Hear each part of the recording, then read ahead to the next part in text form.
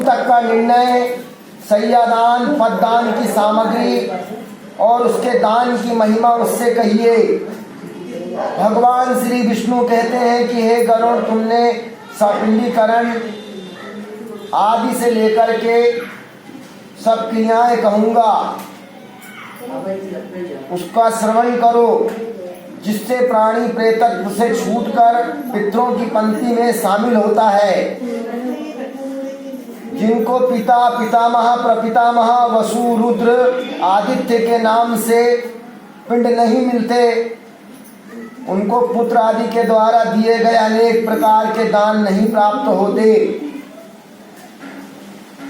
जिस पुत्र ने सापिंडी श्राद्ध नहीं कराया, वह पुत्र हर समय अपवित्र रहता है और उसके सूतक निवृत्त नहीं होते। इसीलिए सूतांत के समय में पुत्र को सापिंडी श्राद्ध अवश्य कराना चाहिए। अब मैं तुमको जिस वर्ण में जैसा सूतक लगेगा उसके बारे में कहूँगा। 10 रात्रि में ब्राह्मण, 12 रात्रि में क्षत्रिय, 15 दिन में वैश्य तथा 1 मास में शूद्र शुद्ध होते हैं, पवित्र होते हैं।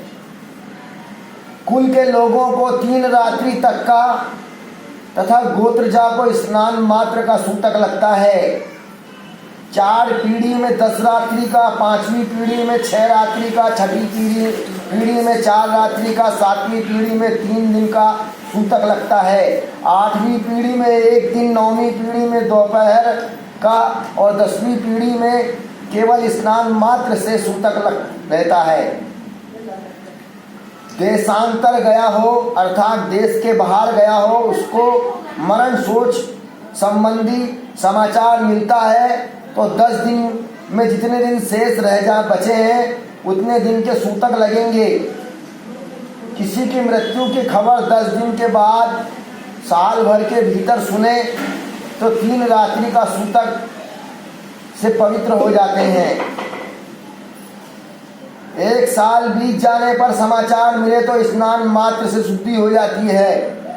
किसी को पूर्व से सूतक है, तदंतर दूसरा सूतक प्राप्त हो जाए, तब पहले जो मरा है उसके सूतक से द्वितीय सूतक की निवृत्ति होती है।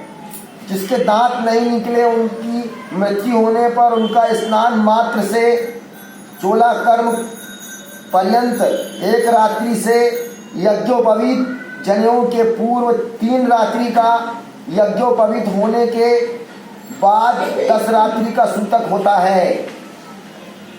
जन्म से 27 महीने के अंदर कन्या मृत हो जाए तो उसकी स्नान मात्र से शुद्धि होती है, ऐसा वर्णों में जाने। जिस कन्या का वागदान नहीं हुआ अर्थात कन्यादान नहीं हुआ, उस कन्या का 1 रात्रि तक का सूतक, सगाई होने के बाद 3 रात्रि तक का सूतक लगता है। वागदान होने पर दोनों पक्ष में 3 रात्रि तक का सूतक लगता है। विवाह होने के बाद स्वामी पक्ष में सूतक लगता है। यदि किसी स्त्री का 6 महीने के अंदर रक्त गर्भस्राव हो जाए तो उतने मास का परिमाण के अनुसार सूतक की निवृत्ति करें। स्वजाति युक्त आशोच माताओं को लगता है। गर्भपात होने पर साध्य शोच सपिंडों को लगता है। जनन शोक, मरण शोक में सब वर्णों को 10 दिन का सूतक है, ऐसा कलयुग में शास्त्र का निर्णय है।